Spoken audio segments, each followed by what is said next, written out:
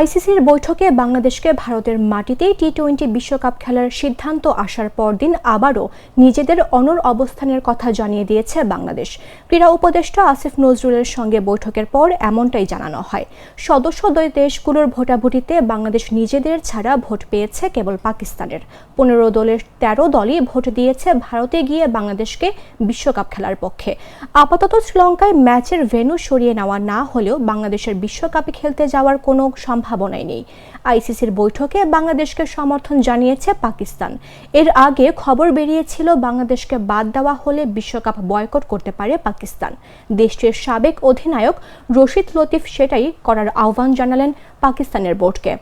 নিজের এক্স অ্যাকাউন্টে এক পোস্টে রশিদ লতিফ লিখেন, ভারতের মাটিতে বাংলাদেশের ক্রিকেটাররা নিরাপদ নয় জানিয়ে দেশটিতে গিয়ে বিশ্বকাপ খেলতে অস্বীকৃতি জানিয়েছে বিসিবি।